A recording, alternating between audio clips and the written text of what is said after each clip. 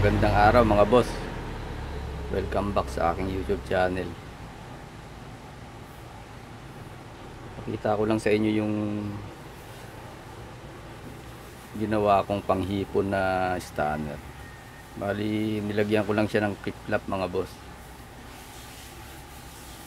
Kung bago lang kayo sa channel ko mga boss, subscribe na kayo para ma-update kayo ni YouTube dun sa mga susunod natin i-upload na video. Yan, may mga switch siya mga boss. Itong switch na to mga boss, purpose nito sa relay lang to. Pag naka-off, halimbawa susuot kayo sa mga masusukal na lugar, o kaya para hindi nyo mapindot to, ayan, kahit pindutin nyo wala yan mga boss. Ito, pag inon natin yan, yan yung normal nya, yan yung normal nyang labas ng output. Ayan, wala pa rin yan mga boss. Itong pula natin, ito yung power on natin sa relay. Yung relay lang ang pinapatay niyan mga boss. Ayan.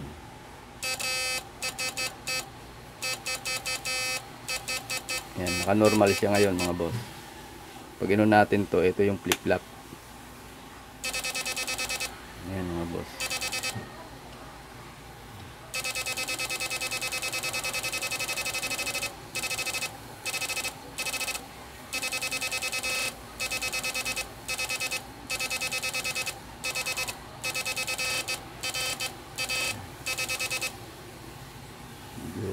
Na-stuck kasi yung volume control natin. Medyo nagloloko siya. Panghipon lang yan mga boss. Ang purpose niyan mga boss, kaya ako naglagay ng flip-flop. Ang pinapatay niyang flip-flop mga boss, itong positive natin. Diyan ako naglagay ng relay. Yung positive natin ng battery. Yung positive natin ng battery. Ito yung kina-cut off nung relay na nilagay natin. Bukod yung relay dun sa mga 100 nating tumawid mga boss, kung ganito ang gagawin nyo, dito kayo maglalagay ng relay sa power. Mataas kailangan nating ano rito mga boss. Bali 80 amperes nga pala yung ginamit kong relay dyan mga boss. Dalawang 40 amperes.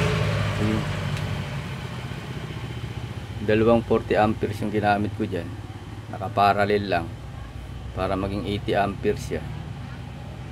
Kasi halos nagbabaga yung ano natin yan. Hindi tayo pwede maglagay ng mababang amperahe ng relay dyan. Baka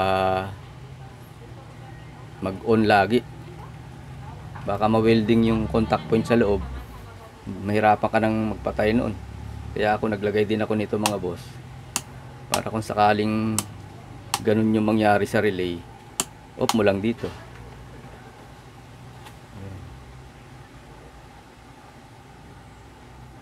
Yung mga hindi pa nakapag-subscribe mga boss, subscribe kayo para pag nagawa natin ang diagram, makita nyo kung paano yung mga instalasyon nyan, yung wiring nyan, tsaka yung paggawa ng flip-flop. C1815 lang yung gamit natin yan mga boss. Hindi yan yung IC na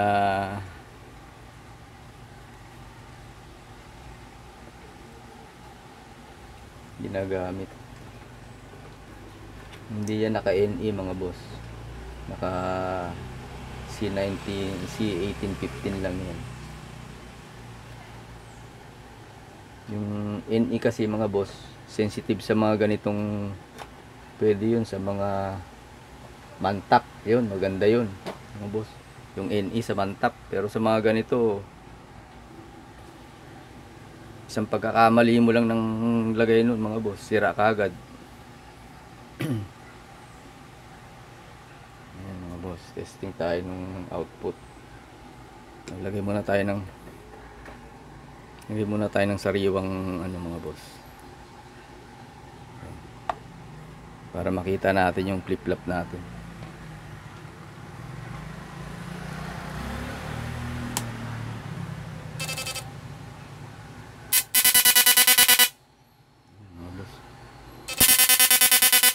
Kaya mahirapan siya sa tilapia mga boss. Kasi masyadong mabagal yung frequency pag naka-flip-flop tayo. Pero pag hipon, karpa, dalag, hito, kayang-kaya talaga niyan. Talagang palulutangin niya. Pero pagdating sa tilapia mga boss, dahil sa sobrang bagal, namamatay agad yung dahil sa flip-flop. Takbo pa rin pag hindi mo napuruhan. Takbuhan ka ng tilapia. Kaya meron tayong naka-normal. Yun.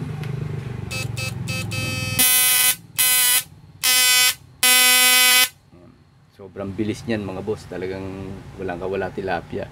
Pero pag naka-flip-flop tayo, ayan, pinabagal niya yung frequency. Ayun.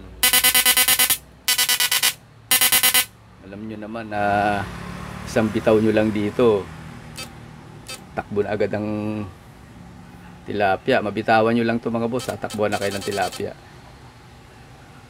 Yun pang ganun kabagal yung frequency natin. Kahit bilisan natin yan mga boss, pag hindi mo nasa pool ng tilapia, hindi mo rin makukuha. Kahit ganyan kabilis. Kahit ganyan kabilis mga boss, hindi pa rin kakayanin ng tilapia. Pero kung makasasa pool nyo at hindi nyo bibitawan yung kagandahan lang dito mga boss, kapag dito ka naglagay ng relay sa battery natin sa positive, wala talagang papasok na supply dun hanggat hindi lumalagatak yung relay natin. Walang papasok na voltahe dito sa mga MOSFET, sa transformer, wala. Kasi patid yung positive ng supply natin. Doon ako naglagay ng, yun ang kinakat off ko, para kapag naka-off ito mga boss, talagang wala kang magagawa kahit anong gawin mong pindot. Tsaka kahit mabaliktad ang battery nito mga boss, kasi hindi lalagatak yung relay. Nilagyan natin ng diode, hindi lalagatak yung relay pag binaliktad natin.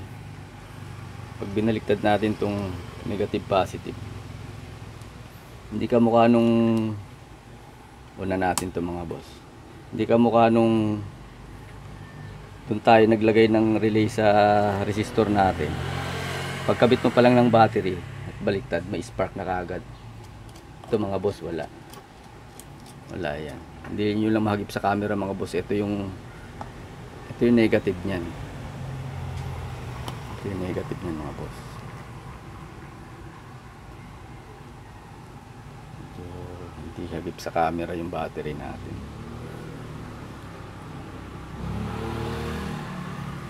Balik na natin sa dati.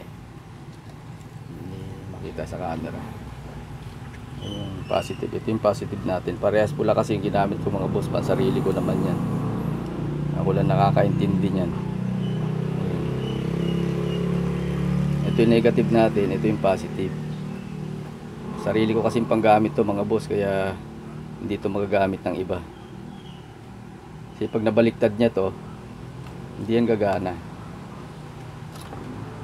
Baliktad natin, lagay natin.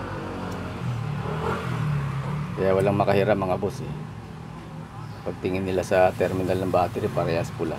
Hindi nila alam, pagbaliktad wala yan, walang spark.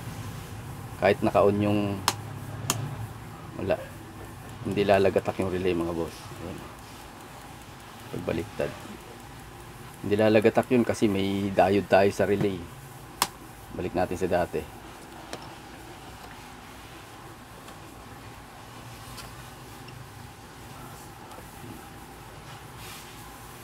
Siyempre pag ino natin, meron na yan.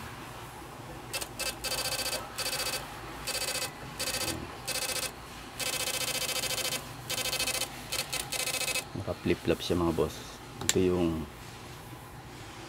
normal.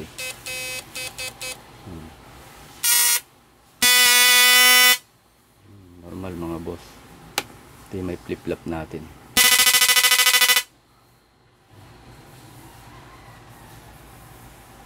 Ayan mga boss, hintayin nyo yung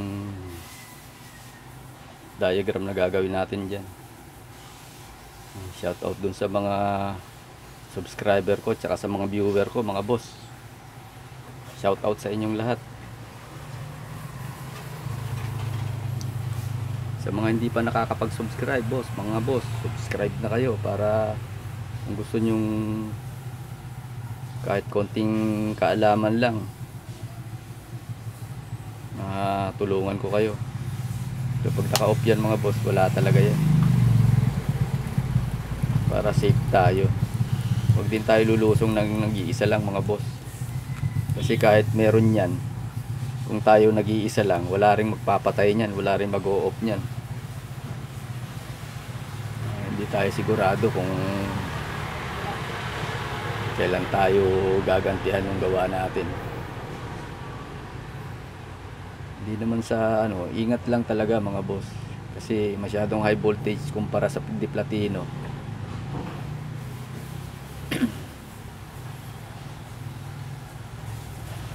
Paano mga boss? Sa susunod ulit nating video. Maraming salamat ulit sa mga subscriber ko at saka sa mga viewer ko. Mabuhay kayo mga boss. Tuloy-tuloy lang.